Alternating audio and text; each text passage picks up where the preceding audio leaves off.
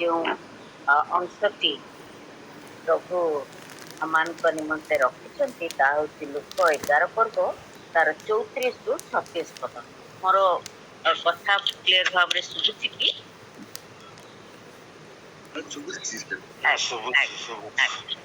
Look तार 11 पर्व 34 रु 36 पद। से स्थान एपरी लिखा जाए चक्षु शरीर प्रदीप जेतेबेले तुम्हारा चक्षु निर्मल थाए सेतेबेले तुम्हारा समस्त शरीर मध्य आलोक किंतु जेतेबेले ताहा दूषित थाए सेतेबेले तुम्हारा शरीर मध्य अंधकार हुए।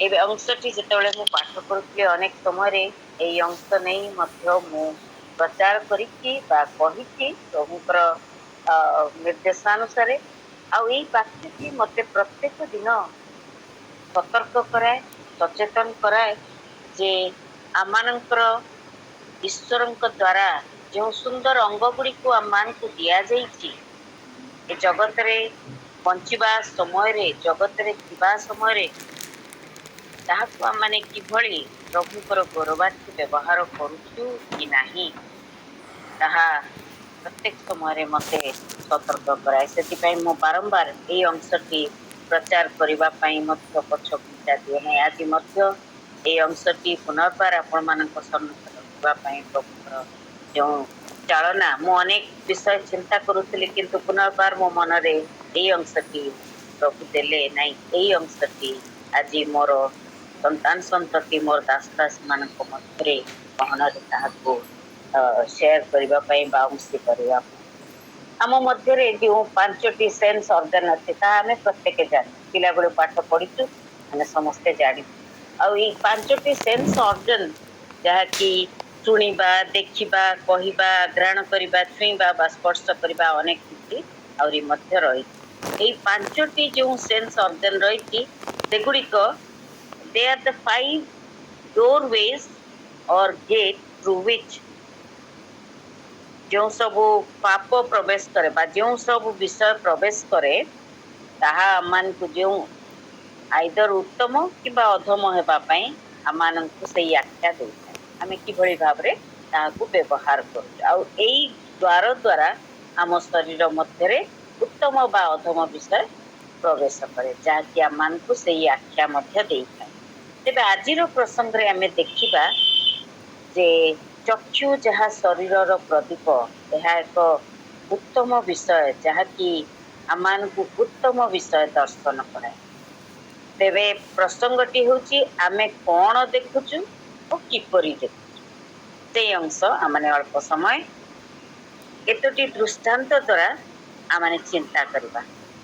आ प्रथम दृष्टांतटी मु जहाँ नहीं कि साधारणतः आमे जेतेबेले डॉक्टर मानक पाखकु जाऊ डॉक्टर माने आमानकर आखि को चिकित्सा करते देखते निरीक्षण करते नहीं कि आम भितर कौन अस्वस्थता अच्छे से फटाक धरी दिखती आमर आखि देखा द्वारा नहीं कि आमर जीभ आमर आखि ये सब से प्रथमे देखते टर्च मारिकी देखते जे कौन आम शरीर अवस्था कंडीशन ताने जापार जिते जड़े टीचर स्कूल पाठ पढ़ाए मो जड़े शिक्षयित्री आ मु जाने जिते पिला मानू देखू से आखि ही कथा कहे आम जापर पिलाटी कथाटी बुझी कि ना तार पाठ प्रति इंटरेस्ट अच्छी शुणा प्रति इंटरेस्ट अच्छी आखि ही जना पड़े ता मनरे जदि किसी संदेह अच्छी मो पिला कहे तो आखि ही जना पड़ी तो मनरे किसी प्रश्न अच्छी आ से जो प्रश्न सूचक बा संदेह सूचक जो दृष्टि ताहा टीचर मान पाखे बहुत स्पष्ट भाव में जना पड़े पिलाटी जे अति ब्राइट आ बहुत भल तार ज्ञान अच्छी तार आखि ही जना तेज आज आम चिंता करवा आम कि भाव देखुचु आ कौन देखुचु ताहा ईश्वर आज आम को प्रश्न कर तेज प्रथम आम सृष्टिर आरंभ को देखी देखा हवा किपरि देखिले आम समस्ते जानू आदम हवांकर विषय ईश्वर किभଳି भाव से सृष्टि कले आदि 3 पर्वर 6 पदरे लिखा जाए एथिरे नारी से ही वृक्ष को सुखाद्यर उत्पादक और नयनर लोभजनक और ज्ञान देवा निमंते बांछनीय देखी तहिर फल तोली खाइले पुणी आपणा समस्त स्वामी को दियंते से मध्य खाइले। पूर्वरु हवा जे से गछ को देखि नथिले ताहा माने मध्य जानुने निश्चय देखिथि। उद्यान मध्य से माने चल प्रचल करुथिले, प्रत्येक दिन यातायात करुथिले, उद्यान को उपभोग करुथिले। आ ईश्वर स्पष्ट भाव से कहिथिले आदम को निर्देश देइथिले तुमे सबु विषय उपरे तुमर अधिकार अच्छे, तुम्हें समस्त फल खाइब, समस्त विषय को उपभोग करिव, किंतु एई जो सत्य ज्ञानदायक वृक्ष जहाँकि उद्यानर मध्यस्थल थिला ताहाको तुमे खाइब नाही। किंतु जेतेबेले शैतान सेई सर्प रूपरे प्रवेश कला उद्यान मध्यरे सेथिरे से नारी मध्यरे जो कथाटी कहिला ताहा ता मनरे संदेह जात कला। आ से समय नारीर जो दृष्टि देखिबार जो तार विषय ताहा संपूर्ण बदली गला। एथिरे नारी सेई वृक्ष को सुखाद्यर उत्पादक नयनर लोभजनक और ज्ञान देवा निमंते वांछनीय देखि तहिर फल तोली खाइले, पुणी निजर स्वामी को मध्य देले। एई देखिबा पछरे प्रथम विषय जहा थिला ता होचे संदेह। शैतान ता मनरे जो विषय भरीदेला, जो संदेह जहाँकि आमे अविश्वास बोली मु गोटे थर ए स्थान रे कहिथिली। संदेह आमानक मध्यरे अविश्वास जात। आ द्वितीय विषय होचे सदाप्रभु देइथिबा आज्ञा को भूली जिबा पर। कारण सदाप्रभु जा आज्ञा देइथिले तुमे खाइबनी, शैतान से कथा को कोन कहला जदि तुमे खाइबो ताहले तुमे काळे सदाप्रभु को परि हेइ जिवो, तांको बळी भल मंदर ज्ञान पाइबो, सेतिपई से तुमको एटा मना करछ। तेबे शैतान रो कथा को हबा स्थान रे अग्राधिकार देबा को जाइछन्ति जेतेबेले से फल को देखिले। तृतीय विषय होची चक्षु प्रसन्न हेबार जो लोभ तांको मन रे जात हैला एवं परमेश्वरଙ୍କ परि भल मंदर ज्ञान पाइबार जो लालसा से दिन हबा को आगे नेला देखिबा पई ईश्वरଙ୍କର आज्ञा लंघन करिबा पई। आउ थरे से अनेले से गछ देखिले एवं ईश्वरଙ୍କର आज्ञा लंघन कले। जो आज्ञा लंघन होची पाप। आमे साधारणतः भाबु पाप कहले कोन?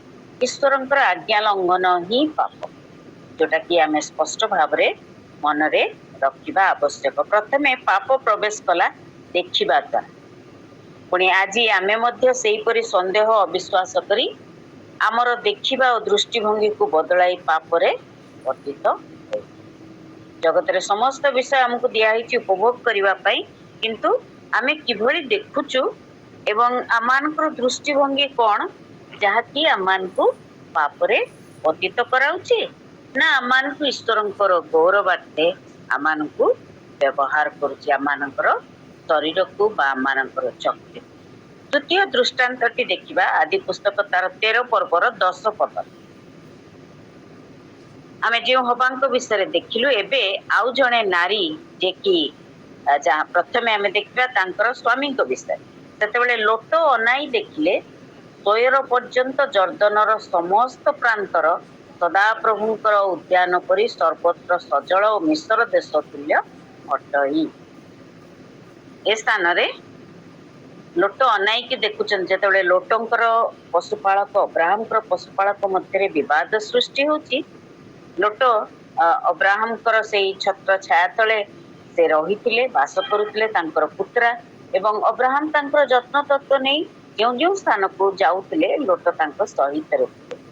किंतु लोटंकर पशुपालक और अब्राहमकर पशुपालक जेतेबेले अधिक हेले सेमानंकर सबु विषय जेतेबेले वृद्धि पाइबा को लागिला, सेतेबेले तांकर पशुपालक मानक मध्यरे विवाद सृष्टि हला, जद्वारा ईश्वर से स्थान रे हस्तक्षेप कले एवं अब्राहम को कहले तुमे वर्तमान समय आछि तुमे परस्पर ठारू पृथक हुओ, कारण तुमाने परस्पर मध्य विवाद करिवो एहा मोर लक्ष्य बा उद्देश्य नुहे, किंतु तुमे मोर गौरव करिवो, मोर ऊपर विश्वास करी तुमे तुमर जीवन यात्रा रे अग्रसर हो बोली मोर एकांत आशा एवं मोर कामना।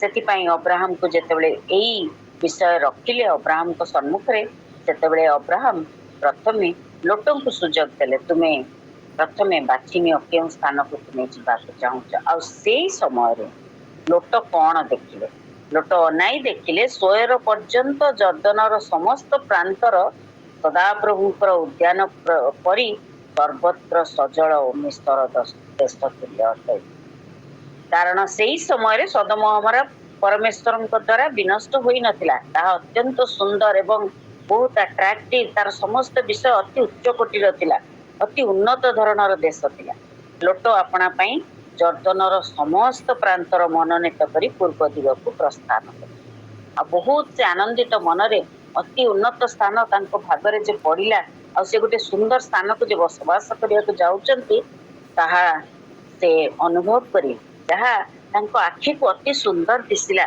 से स्थान प्रति से आकृष्ट हेले एवं से स्थान को जाई से स्थान रे बसवास कले अनेक समय जहाँ आमर चक्षु को सुंदर दिसे आमे भाविने ताहा ही सर्वोत्तम आमे जदि समस्त प्राप्त हेउ बा जदि से सब को आमे उपभोग करू ताले आमर जीवन कौन हो धन्य हो कृतकृत्य हो लोक माने मध्य आमर धन्य धन्य करिवे प्रशंसा करिवे अरे आ पाखरे सब अछि धन धान्य चाकचक्य गृह आउ सुंदर जगह परिवेश सुंदर परिवार अति सुंदर विषय रही तेणु लोक माने मध्य आमर प्रशंसा करिवे एटा ही अंतराल रे आम भितरे जागृत हुए कारण आमे उत्तम विषय प्रति आकृष्ट होता मो जीवन संपूर्ण हो सुखमय हो माने भाविन लोके मते धन्य धन्य कहिबे आउ आमर चक्षु अनेक समय आमको धोखा दिए यह केबे आमे भूलिबा उचित नुहे कारण एथिपाई आमे सतर्क हेबा आवश्यक कारण आमे किपरि देखुचो कौन देखुचो से विषय आमे सावधान हेबा मने अछि पिला बेले जेते बेले आमे बीबीएस रे गोटे गीत गान करूथलु से स्थान रे से गीतटी थिला टिकी आखि सावधान मंद कथा देखना मंद कथा देखनी कारण ईश्वर आमान को सृष्टि करछंती कारण ए जगत रे शैतान तार जाल बिछेछि ए जाल को अतिक्रम करी जाल को छिंडाई हमको आगु को बढ़ेवा ए जो सुंदर चाकचक्य विषय ठारू माने निजको पृथक रखिबा आवश्यकता पिलाटी दिन बीबीएस से गीत माध्यम माने शिक्षा करता बारंबार हमको मने पड़े तेणु आमे जदि ईश्वर दृष्टिकोण सहित न देखू आमे जानी परिबा नहीं कि बुझी परिबा नहीं जहाँकि माथ्यू तार 13 पर्व 13-14 पदरे लेखा जाए से माने देखु देखु देखिबे किंतु ज्ञात हेबे नहीं से माने सुनु सुनु सुनिबे से माने देखु देखु देखिबे देखि पारिबे नहीं किंतु सुनु सुनु सुनिबे किंतु ज्ञात हेबे नहीं लोट सदम पर्यंत तंबू स्थापन कले मात्र तार कंट्रास्ट आमे देखि पारुछु अब्राहम गोटे तंबू तोलिले हिब्रोन निकटस्थ मम्रीर अलोन वृक्ष मूल सेठारे जाई से बास कले किंतु प्रथम विषय विषय लेखा जाए सेठारे से सदाप्रभु उद्देश्य गोटे यज्ञ वेदी निर्माण कले आमाने जो स्थान रे बास करुछु से स्थान रे ईश्वरंकर उपस्थिति निमंते आमे तांकर गौरव प्रशंसा करुछु कि लोट गोटे सुंदर स्थान को बास कले गले बाछिले किंतु से स्थान रे से ईश्वरंकर प्रशंसा करिया भूली गले ईश्वरंकर उपस्थिति को अनुभव करिवा पई से भूली गले किंतु ए स्थान रे अब्राहम से मम्रीर से अलोन वृक्ष मूल जो तंबू निर्माण करी से स्थान रे बास कले प्रथमे से ईश्वरंकर गौरव प्रशंसा कले यज्ञ वेदी निर्माण करी ईश्वरंकर उपस्थिति निमंते तांकर गौरव कले तृतीय दृष्टांतटी आमे देखिबा लोटंकर स्त्री से कौन देखिले जेते बेले ईश्वर सदम हमरा दुईटी स्थान को अति सुंदर सजल स्थान को ध्वंस करबा पई चाहुछंती कारण से स्थान रे पापर अधिक एते हला लोटंकर परिवार एवं तांकर झियो माने तांकर परिवार अति पापर से माने पतित हले एवं ईश्वर सेई सदम हमरा को विनष्ट करबा पई जेते बेले मनस्थ कले निर्णय कले सेते बेले लोटों को पुणी तांकर परिवार को बाहरी आसवा को कहले कारण ईश्वर चाहिए समान को रक्षा करबा पई जेहेतु अब्राहम तांको निकट प्लीड कले जे 5 जण जदि धार्मिक थिबे जदि जणे लोक धार्मिक थिबे तेबे ईश्वर तुमे से स्थान को रक्षा करिवो कि नाही आ ईश्वर ଚାହିଁଲେ ଯେ ଲୋଟଙ୍କୁ ସେ ରକ୍ଷା କରିବେ। ଆଉ ସେଇ ସମୟରେ ଲୋଟଙ୍କୁ ଯେତେବେଳେ ଆଦେଶ ଦେଲେ ତୁମେ ବାହାରି ଆସ ସେ ସ୍ଥାନରୁ, ତୁମେ ରକ୍ଷା ପାଇବ, ଆଉ ଗୋଟେ ଉଚ୍ଚ ସ୍ଥାନକୁ ତାଙ୍କୁ ଯିବା ପାଇଁ ନିର୍ଦ୍ଦେଶ ଦେଲେ। କିନ୍ତୁ ଲୋଟ ତାଙ୍କର ସ୍ତ୍ରୀ ତାଙ୍କର ଝିଅମାନେ ଯେତେବେଳେ ବାହାରି ଆସିଲେ, ଗୋଟିଏ ମାର କର୍ତ୍ତବ୍ୟ କଣ, ତାର ନିଜର ପିଲାମାନଙ୍କୁ ସେ ସାଉଁଟି ଧରିବ, ଆଉ ବିପଦ ଆସିଲେ ସେ ଆଗକୁ ଦୌଡ଼ିବ, ଆଉ ପିଲାମାନଙ୍କୁ ତାର ସ୍ୱାମୀକୁ ସେ ଆବୋରି ରଖିବ, କେମିତି ଏ ସ୍ଥାନରୁ ସେ ରକ୍ଷା ପାଇବ। କିନ୍ତୁ ଲୋଟଙ୍କ ସ୍ତ୍ରୀ କଣ କଲେ, ଆଦି ପୁସ୍ତକ ତାର 19 ପର୍ବର 26 ପଦ ଯଦି ଆମେ ଦେଖୁ, ଲୋଟଙ୍କ ସ୍ତ୍ରୀ ସେଇ ସମୟରେ ପଛକୁ ଅନାଇବାରୁ ସେ ଲବଣ ସ୍ତମ୍ଭ ହେଲେ। ପଛକୁ ନ ଅନେଇବା ପାଇଁ, ପଛକୁ ନ ଫେରିବା ପାଇଁ ତାଙ୍କୁ ବାରମ୍ବାର ନିର୍ଦ୍ଦେଶ ଦିଆଯାଉଥିଲା ଯେତେ ଶୀଘ୍ର ସେ ସ୍ଥାନ ଛାଡିବା ପାଇଁ। କିନ୍ତୁ ଲୋଟଙ୍କ ସ୍ତ୍ରୀ ହୁଏତ ପଛକୁ ବୁଲିକି ଦେଖିଲେ, କେତେ ଧନ ସମ୍ପତ୍ତି ଆମେ ଆକ୍ୱାର କରିଥିଲୁ, କେତେ ଆମମାନଙ୍କର ଉତ୍ତମ ଭାବରେ ଆମେ ବସବାସ କରୁଥିଲୁ, ଏ ସ୍ଥାନ କେତେ ସୁନ୍ଦର ଥିଲା, ଆମେ କି ସୁନ୍ଦର ଧନ ସମ୍ପତ୍ତି ସବୁ ଏକଠା କରିଥିଲୁ।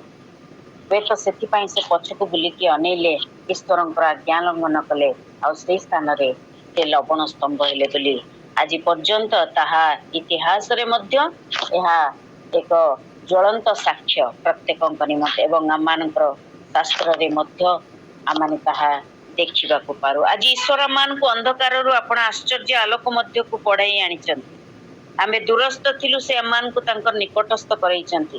ଆମର ସମସ୍ତ ଅଧର୍ମରୁ ସେ ଆମମାନଙ୍କୁ ପରିଷ୍କାର କରିଅଛନ୍ତି। ତଥାପି ଆମର ଚକ୍ଷୁ ସିଦ୍ଧିଦାତା ଯୀଶୁଙ୍କୁ ଲକ୍ଷ୍ୟ କରି ଆମେ ଆଗକୁ ଯାଉଛୁ, ନା ପଛକୁ ଲକ୍ଷ୍ୟ କରି ଆମର ଯେଉଁ ସବୁ ଅତୀତର ଗର୍ବ ଗୌରବ ବା ଯାହା କିଛି ଆମମାନଙ୍କ ଜୀବନରେ ଉତ୍ତମ ବିଷୟ ଥିଲା, ସେ ସବୁକୁ ଆମେ ମନେ ପକାଇ ସେଥି ନିମନ୍ତେ ଆମମାନଙ୍କ ହୃଦୟରେ କ୍ଷୋଭ କରୁଛୁ। ଆଜି ତାହା ଆମମାନଙ୍କର ଚିନ୍ତାର ବିଷୟ। ମୋର ଅର୍ଜିତ ଧନ ମାନ ଯଶକୁ ମୁଁ ଆଶା କରି ପଛକୁ ଅନାଉଛି କି ମୁଁ ଅତୀତରେ ଯାହା ହରେଇଛି, ମୋର ସେ ଘଟଣା ଯାହା ଆପଣମାନେ ସମସ୍ତେ ଜାଣନ୍ତି, ଯେତେବେଳେ ସବୁ ପୋଡ଼ିଗଲା ସେତେବେଳେ ପଛକୁ ଫେରି ଆଉ ସେ ଗୃହରେ ଥିବା ବିଷୟକୁ, କୌଣସି ବିଷୟକୁ ଲକ୍ଷ୍ୟ କରିନଥିଲୁ। ତାହା ପ୍ରଭୁଙ୍କର ଅନୁଗ୍ରହ ଥିଲା। ଆମେ ସେ ସ୍ଥାନରୁ କିଭଳି ଭାବରେ ବାହାରି ଆସିଥିଲୁ, ଆଉ ସେଇ ସାକ୍ଷ୍ୟ ବାରମ୍ବାର ମତେ ସ୍ମରଣ କରାଇ ଦିଏ ଈଶ୍ୱରଙ୍କର ଉପସ୍ଥିତି, ତାଙ୍କର ଅନୁଗ୍ରହ ମୋ ଜୀବନରେ ଦେଇଥିବା ତାଙ୍କର ଏକ ନୂତନ ଜୀବନ, ଯାହାକି ଆଜି ମଧ୍ୟ ଏକ ଜ୍ୱଳନ୍ତ ସାକ୍ଷ୍ୟ। ଆଜି ଅନେକଙ୍କ ଜୀବନରେ ହୁଏତ ସେଭଳି ପରିସ୍ଥିତି ଆସିପାରେ ବା ଆସିଛି, ତେବେ ଆମେ ପଛକୁ ଲକ୍ଷ୍ୟ କରି ଆମେ କ୍ଷୋଭ କରୁଛୁ, ଦୁଃଖ କରୁଛୁ, ମୋର ଗାଡିଟି ପୋଡିଗଲା, ମୋର ଘର ଭିତରେ ଥିବା ଜିନିଷପତ୍ର ପୋଡିଗଲା, ସେସବୁ ପ୍ରତି ଦୃଷ୍ଟିପାତ କରୁଛୁ, ନା ଈଶ୍ୱର ମତେ ଯେଉଁ ନୂତନ ଜୀବନ ଦେଇଛନ୍ତି, ଯେଉଁ ନୂତନ ଆଶା ଭରସା ଦେଇଛନ୍ତି, ତାହାକୁ ଲକ୍ଷ୍ୟ କରି ମୁଁ ମୋର ସିଦ୍ଧିଦାତା ଯୀଶୁଙ୍କୁ ଲକ୍ଷ୍ୟ କରି ଆଗକୁ ବଢୁଛି, ନା ମୁଁ ପଛକୁ ଦୃଷ୍ଟିପାତ କରୁଛି? ତାହା ଆଜି ଆମମାନଙ୍କର ଏ ପ୍ରାତଃ କାଳରେ ଚିନ୍ତାର ବିଷୟ। ତେବେ ପାଉଲ କହନ୍ତି ଏଇ ଉକ୍ତିକୁ ଆମେ ଆଜି ସ୍ମରଣ କରିବା। ଫିଲିପି ତାର 3 ପର୍ବ 14-15 ପଦରେ ଲେଖାଯାଏ, ପଶ୍ଚାତ ବିଷୟ ସବୁ ମନରୁ ଦୂର କରି ସମ୍ମୁଖରେ ଥିବା ବିଷୟ ଗୁଡିକ ପ୍ରତି ଦୃଷ୍ଟି ରଖି ଖ୍ରୀଷ୍ଟ ଯୀଶୁଙ୍କ ଠାରେ ଈଶ୍ୱରଙ୍କ ଆହ୍ୱାନର, ସ୍ୱର୍ଗୀୟ ଆହ୍ୱାନର ପଣ ପାଇବା ନିମନ୍ତେ ପ୍ରାଣପଣ କରି ଲକ୍ଷ୍ୟ ସ୍ଥଳକୁ ଦୌଡୁଅଛି। ପାଉଲ ତାଙ୍କର ଅତୀତ ଜୀବନର ଯେଉଁ ଜ୍ଞାନ, ଯେଉଁ ଗାରିମା, ଯେଉଁ ଉତ୍ତମ ବିଷୟ, ସେ ସବୁକୁ ଦୃଷ୍ଟି ନ କରି ସେ ଯେଉଁ ନୂତନ ଆହ୍ୱାନ ପାଇଲେ ତାର ବାଧ୍ୟ ହେବା ପାଇଁ ସେ ସମ୍ମୁଖକୁ ଦୌଡ଼ିଲେ ଦୌଡ଼ିଲେ ଦୌଡ଼ିଲେ ଆଉ ଈଶ୍ୱରଙ୍କ ନିମନ୍ତେ, ପ୍ରଭୁ ଯୀଶୁ ଖ୍ରୀଷ୍ଟଙ୍କ ନିମନ୍ତେ ବିଭିନ୍ନ ସ୍ଥାନରେ ତାଡ଼ିତ, ନିନ୍ଦିତ, ଅପମାନିତ ହେଇକରି ସେ ଆଗକୁ ବଢି ବଢି ଚାଲିଲେ। ତେବେ ଆଜି ଆମେ ସ୍ମରଣ କରୁ, ଅତଏବ ଆସ ଆମ୍ଭେମାନେ ଯେତେ ଲୋକ ସିଦ୍ଧ ଏହିପରି ଭାବ ଧାରଣ କରୁ। ପାଉଲ ଆମମାନଙ୍କୁ ତାହା ଉତ୍ସାହ ଦିଅନ୍ତି, ଆମମାନଙ୍କୁ ପ୍ରେରଣା ଦିଅନ୍ତି। ଆଜି ଆମେ ଆଗକୁ ଦୌଡୁ ଏବଂ ଆମମାନଙ୍କର ଏଇ ଭାବ ପ୍ରତ୍ୟେକଙ୍କ ମନରେ ଥାଉ। 2 ସାମୁଏଲ ତାର 11 ପର୍ବର 2 ପଦରେ ଆଉ ଗୋଟିଏ ଦୃଷ୍ଟାନ୍ତ ଦେଖିବା। ସେ ସ୍ଥାନରେ ଦାଉଦଙ୍କ ବିଷୟ ଆମେ ଭଲ ଭାବରେ ଜାଣୁଛୁ। ଦାଉଦଙ୍କର ପାପ ବିଷୟରେ ସେ କଣ ଦେଖିଲେ? ଯେତେବେଳେ ସେ ବିଶ୍ରାମ ନେଉଥିଲେ, ସେତେବେଳେ ସେ ଶଯ୍ୟାରୁ ଉଠି ସେ ଛାତ ଉପରକୁ ଗଲେ, ଆଉ ସେଇ ସମୟରେ ଜଣେ ନାରୀକୁ ସ୍ନାନ କରୁଥିବା ଦେଖିଲେ, ଏବଂ ତାଙ୍କର ସେଇ ଦେଖିବା ପରେ ପରେ ସେ ଯେଉଁ ପଦକ୍ଷେପ ନେଲେ ତାହା ଅତ୍ୟନ୍ତ ଦୁଃଖ ଏବଂ ପରିତାପର ବିଷୟ। ତାହା ତାଙ୍କୁ ପାପରେ ପତିତ କରାଇଲା। ସେ କେବଳ ଯେ ବିଚାର କଲେ ତା ନୁହେଁ, କିନ୍ତୁ ସେ ମଧ୍ୟ ନର ହତ୍ୟା କଲେ। ତାଙ୍କର ସ୍ୱାମୀଙ୍କୁ ସେ ହତ୍ୟା କରି ବତ୍ସେବାଙ୍କର ଆଉ ସେ ବତ୍ସେବାଙ୍କୁ ଗ୍ରହଣ କଲେ। ଆଜି ଏହା ହିଁ ଆମମାନଙ୍କୁ ଚେତନା ଏବଂ ଚାଳନା ଦିଏ। ଆମମାନେ କଣ ଦେଖୁଛୁ, କିପରି ଦେଖୁଛୁ, ଆଜି ଆମମାନେ ନିଜ ନିଜକୁ ପ୍ରଶ୍ନ କରୁ। ଆଜି ପରିବାର ଗୁଡ଼ିକ ନୂତନ ନୂତନ ପରିବାର ଗୁଡ଼ିକ ଭଗ୍ନ ହେଇଯାଉଛି। ସ୍ୱାମୀ ସ୍ତ୍ରୀଙ୍କ ମଧ୍ୟରେ ଉତ୍ତମ ବୁଝାମଣା ରହୁନି, କାରଣ ସେମାନଙ୍କର ଚକ୍ଷୁ ସେମାନଙ୍କୁ ପାପରେ ପତିତ କରାଉଛି। ସେମାନଙ୍କୁ ବ୍ୟଭିଚାର, ନରହତ୍ୟା କରିବା ପାଇଁ ମଧ୍ୟ ପଛଘୁଞ୍ଚା ଦେଉନାହାନ୍ତି। ପରିବାର ଗୁଡ଼ିକ ଭଗ୍ନ ହେଇଯାଉଛି। ଅନେକ ଖ୍ରୀଷ୍ଟୀୟ ପରିବାର ଗୁଡ଼ିକ। ଆମେ ଏସବୁରୁ ରକ୍ଷା କିପରି ପାଇପାରିବା? ଚକ୍ଷୁକୁ ବନ୍ଦ ରଖିବା ଦ୍ୱାରା ମାନେ ସମସ୍ତ ବିଷୟରୁ ରକ୍ଷା ପାଇପାରିବା। କେତେବେଳେ ଆମେ ଚକ୍ଷୁ ବନ୍ଦ କରିବା? ଯେତେବେଳେ ପ୍ରଭୁ ଯୀଶୁଙ୍କର ସେଇ ବାକ୍ୟକୁ ଆମେ ସ୍ମରଣରେ ରଖିବା। ମାଥ୍ୟୁ 6 ପର୍ବ ରୁ 9 ପର୍ବ ମଧ୍ୟରେ ପ୍ରଭୁ ଯୀଶୁ ଯେତେବେଳେ ପ୍ରାର୍ଥନା ଶିଖେଇଲେ, ସେତେବେଳେ ସେ କହିଲେ, ତୁମର ରୁଦ୍ଧ କୋଠରୀ ମଧ୍ୟରେ ତୁମେ ପ୍ରବେଶ କର, ତୁମର ଦ୍ୱାର ବନ୍ଦ କର, ଆଉ ସ୍ୱର୍ଗରେ ଥିବା ତୁମର ପିତାଙ୍କ ନିକଟରେ ପ୍ରାର୍ଥନା କର। ତୁମର ଚକ୍ଷୁକୁ ଉନ୍ମୁକ୍ତ କରି ମନ୍ଦ ବିଷୟ ଦେଖିବା ଠାରୁ ଚକ୍ଷୁକୁ ବନ୍ଦ କରି ଈଶ୍ୱରଙ୍କର ଉପସ୍ଥିତିକୁ କାମନା କରିବା ଆମମାନଙ୍କର ଏକାନ୍ତ ଆବଶ୍ୟକ। କାରଣ ସେଇ ଆଖିକୁ ଯେତେବେଳେ ଆମେ ବନ୍ଦ କରୁ, ଆମର ଅନ୍ତର୍ଚକ୍ଷୁରେ ଆମମାନେ ଈଶ୍ୱରଙ୍କର ସେଇ ଦର୍ଶନକୁ ଆମମାନେ ଦେଖିପାରୁ। ସେ ଆମମାନଙ୍କ ଜୀବନରେ କଣ କରିବା ପାଇଁ ଚାହୁଁଛନ୍ତି ବା ଆମମାନଙ୍କ ଠାରେ କଣ ସେ କରିବା ପାଇଁ ଚାହୁଁଛନ୍ତି, ତାହା ଆମମାନଙ୍କୁ ସେ ମନେ ପକାଇଛନ୍ତି। ଏବଂ ଆମମାନେ ଆଉ ଗୋଟିଏ ଅଂଶ ପାଠ କରିବା। ଦ୍ୱିତୀୟ ରାଜାବଳୀ ତାର 2 ପର୍ବ 9, 10, 11, 12 ପଦରେ ଏଇଟା ହଉଛି ଆମମାନଙ୍କର ପଜିଟିଭ ଦେଖିବା, ଯାହାକି ଆମମାନଙ୍କୁ ଏକ ଉତ୍ସାହ ଏବଂ ପ୍ରେରଣା ଦିଏ। ଏଲିଓ ଏବଂ ଇଲିସାଙ୍କର ଦୃଷ୍ଟାନ୍ତ ଏହି ସ୍ଥାନରେ ଆମେ ଦେଖୁଛୁ। ଏଲିଓଙ୍କୁ ମାଗିଲେ, ତୁମର ଆତ୍ମାର 2 ଗୁଣ ତୁମେ ମତେ ଦିଅ। ମାତ୍ର ଏଲିଓ ଉତ୍ତର ଦେଲେ, ତୁମ୍ଭେ ଦୁଃସାଧ୍ୟ ବିଷୟ ମାଗିଲ, ତଥାପି ମୁଁ ତୁମ୍ଭ ନିକଟରୁ ଅନ୍ତରିତ ହେବା ବେଳେ ଯେବେ ତୁମ୍ଭେ ମତେ ଦେଖିବ, ତେବେ ତୁମ୍ଭ ପ୍ରତି ତଦ୍ରୂପ ବର୍ତ୍ତିବ, ମାତ୍ର ତାହା ନ ହେଲେ ବର୍ତ୍ତିବ ନାହିଁ। ଏକ ଅଗ୍ନିମୟ ରଥ, ଅଗ୍ନିମୟ ଅଶ୍ୱମାନ ଉପସ୍ଥିତ ହୋଇ ସେ ଦୁହିଁକି ପୃଥକ କଲା। ପୁଣି ଏଲିଓ ଘୂର୍ଣ୍ଣି ବାୟୁରେ ସ୍ୱର୍ଗାରୋହଣ କଲେ। ଏହା ଏକ ନାଟକୀୟ ପରିବେଶ ବୋଲି ମୁଁ ଅନେକ ସମୟରେ ଅନୁମାନ କରେ ଏବଂ ତାହାକୁ ଭିଜୁଆଲାଇଜ କରେ। ଆଉ ସେଇ ଘୂର୍ଣ୍ଣିବାୟୁ ମଧ୍ୟରେ ଏଲିଓଙ୍କର ଯେଉଁ ନିର୍ଦ୍ଦେଶ ଥିଲା ଇଲିସାଙ୍କ ପ୍ରତି, ତୁମେ ଯଦି ମତେ ଶେଷ ପର୍ଯ୍ୟନ୍ତ ଦେଖିବ ଅନ୍ତରିତ ହେବା ସମୟରେ, ସେତେବେଳେ ତୁମେ ଯାହା ମାଗିଲ ତାହା ତୁମ ପ୍ରତି ବର୍ତ୍ତିବ। ଆଉ ଇଲିସା ତାହା ଦେଖି ଉଚ୍ଚ ସ୍ୱରରେ କହିଲେ, ଯେତେବେଳେ ସେ ଅଗ୍ନିମୟ ରଥ, ଘୂର୍ଣ୍ଣିବାୟୁ ସବୁକୁ ଯେତେବେଳେ ସେ ଦେଖିଲେ, ସେତେବେଳେ ସେ ଉଚ୍ଚ ସ୍ୱରରେ ଚିତ୍କାର କରେ, ହେ ଆମ୍ଭପିତ, ହେ ଆମ୍ଭପିତ, ହେ ଇସ୍ରାଏଲର ରଥ ଓ ତହିଁର ଅଶ୍ୱାରୋହୀ ଗଣ। ଏଉତାରେ ସେ ତାଙ୍କୁ ଆଉ ଦେଖିଲେ ନାହିଁ। ଅର୍ଥାତ୍ ଶେଷ ମୁହୂର୍ତ୍ତ ପର୍ଯ୍ୟନ୍ତ ତାଙ୍କର ଚକ୍ଷୁ ଏଲିଓଙ୍କର ସେଇ ଯିବା ପଥରେ ସେ ସମ୍ପୂର୍ଣ୍ଣ ଭାବରେ ସେ ରଖିଥିଲେ, ସ୍ଥିର ରଖିଥିଲେ। ଏବଂ ତାର ସେଇ 2 ପର୍ବର 15 ପଦରେ ଲେଖାଯାଏ, ଜିରିହ ନିବାସୀ ଭବିଷ୍ୟତ ବକ୍ତା ଗଣର ପୁତ୍ରମାନେ କହିଲେ, ଏଲିଓଙ୍କର ଆତ୍ମା ଇଲିସାଙ୍କ ଉପରେ ବର୍ତ୍ତିଲା। ତାହା ଗୋଟେ ବଡ ସାକ୍ଷ୍ୟ। ଯେତେବେଳେ ଇଲିସା ସେଇ ଘୂର୍ଣ୍ଣିବାୟୁ ମଧ୍ୟରେ ଅନାଇ ରହିଲେ, ଅଗ୍ନିମୟ ରଥ, ଅଗ୍ନିମୟ ଅଶ୍ୱାରୋହୀ ଗଣର ତେଜ ଓ ପ୍ରକୋପ, ପୁଣି ଘୂର୍ଣ୍ଣିବାୟୁର ପ୍ରଚଣ୍ଡତା ସେଦିନ ଇଲିସାଙ୍କୁ ବିଚଳିତ କରିନଥିଲା, ତାଙ୍କର ଚକ୍ଷୁକୁ ବନ୍ଦ କରିବା ପାଇଁ ତାଙ୍କୁ ଦେଇନଥିଲା। କିନ୍ତୁ ସେ ସବୁ ମଧ୍ୟରେ ଯାହା ଦେଖିଲେ, ଯେଉଁ ବିଷୟ ପ୍ରତି ତାଙ୍କର ମାଗୁଣି ଥିଲା, ସେ ବିଷୟକୁ ପାଇବା ପାଇଁ ତାଙ୍କର ଚକ୍ଷୁ ସ୍ଥିର ଥିଲା। ସେ ଦେଖିବାରୁ ନିବୃତ୍ତ କରିପାରିଲେ ନାହିଁ। ଏକ ଦୃଷ୍ଟି ଆଉ ଏକ ଲୟ ଇଲିସାଙ୍କର ମନୋବାଞ୍ଛା ପୂର୍ଣ୍ଣ ହେବାରେ ସହାୟକ ହେଲା ଏବଂ ଦେଖିପାରିଥିଲେ ସେ ଏଲିଓଙ୍କର ଅନ୍ତର୍ହିତ ଅବସ୍ଥା। ଇଲିସା ଜାଣିଥିଲେ ଏଲିଓଙ୍କ ଠାରେ ସଦାପ୍ରଭୁଙ୍କର ଆତ୍ମା ଥିଲା। ସେଥିପାଇଁ ସେ ଏଲିଓଙ୍କୁ ଆପଣ ଆତ୍ମାର 2 ଗୁଣ ଅଂଶ ତାଙ୍କ ଉପରେ ବର୍ତ୍ତୁ ବୋଲି ମାଗିଲେ। ମାଗି ନଥିଲେ ଯେ ତୁମେ ଯୋଉ ସମସ୍ତ କାର୍ଯ୍ୟ କରୁଛ ସେଥିପାଇଁ ମତେ ତୁମର ଆତ୍ମାର 2 ଗୁଣ ଦରକାର। ମାତ୍ର ସେ ଜାଣିଥିଲେ ଯେ ଏଲିଓଙ୍କ ପାଖରେ କେଉଁ ଆତ୍ମା ଅଛି, କାରଣ ସ୍ପଷ୍ଟ ଭାବରେ ଲେଖାଯାଏ ଯେ ଏଲିଓଙ୍କ ଠାରେ ସଦାପ୍ରଭୁଙ୍କର ଆତ୍ମା ଥିଲା। ଆଉ ଇଲିସାଙ୍କର ଯୋଉ ମାଗୁଣି ଯେ ମତେ ତୁମ ଆତ୍ମାର 2 ଗୁଣ ତୁମେ ଦିଅ, ସେ ପାଇବା ପାଇଁ ତାଙ୍କର ଚକ୍ଷୁ ସେ ଘୂର୍ଣ୍ଣିବାୟୁ, ଯଦି ଆମେ ଚିନ୍ତା କରୁ ଏଭଳି ଏକ ଝଡ ତୋଫାନ, ଆପଣ ଗୋଟେ ଖୋଲା ଜାଗାରେ ଠିଆ ହେଇଛନ୍ତି ଆଉ ଉପରକୁ ଅନେଇଛନ୍ତି, ଚାରିଆଡେ ବାଲି ଏବଂ ଧୂଳି ଝଡ, ତେବେ ଆପଣ ମାନଙ୍କର ଏବଂ ମୋର ଅବସ୍ଥା କଣ ହବ? ଆମର ଆଖି आमे चेष्टा कले मध्य खोली पारिबा नाही कारण से बाली गुड़िक से जो प्रचंड घूर्णी बात्या ताहा मानकर आखि को ऑटोमेटिक बंद करदेव किंतु इलिशा जहाँ मागिथिले तांकर से स्थिर दृष्टि पाई से ताहा लाभ कले जहाँकि 2 पर्व 15 पद ताहा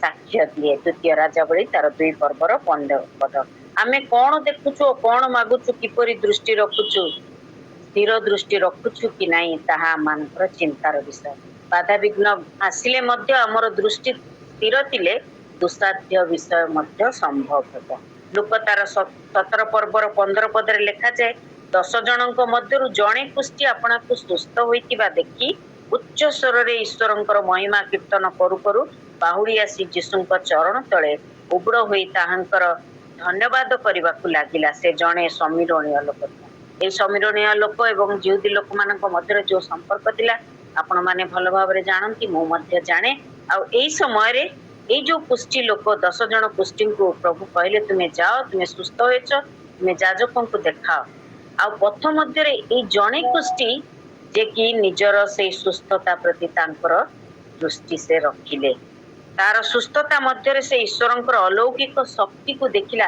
हठात से निरीक्षण कला तार शरीर मध्यर जो परिवर्तन एवं से ईश्वरंकर प्रभु जीशु ख्रीष्टंकर प्रशंसा न करी रही पारलानी से जाजकों निकट को जीवा परिवर्ते फेरी आसिला दौड़ी आसिला प्रभु जीशुंक निकट को आउ से जो ईश्वरंकर शक्ति को से अनुभव कला तांकर दया अनुग्रह को से देखिला कि आश्चर्य भाव रे मु संपूर्ण सुस्थता पाइछि सेति पई से उच्च स्वर रे ईश्वरंकर महिमा कीर्तन कला एवं सेति कि नुहे बाहुड़ी आसी जीशुंक चरण तले उबुड़ होई तांकर धन्यवाद कला आज जेतेबेले आमे ईश्वरंक थारु मंगल दान तांकर अलौकिक शक्ति को आमे अनुभव करू आमे कोन प्रभु जीशु ख्रीष्टंकर प्रशंसा गौरव करबा पई दौड़ी जाई थाउ कि ना आमे चिंता करू ओहो ए सब पाइबा पई मु बहुत योग्य एटा प्रभुंकर मते दबार ही थिला मु बहुत प्रार्थना कली बहुत मागिली मु निजर प्रशंसा करि थाए तार परक्षरे किंतु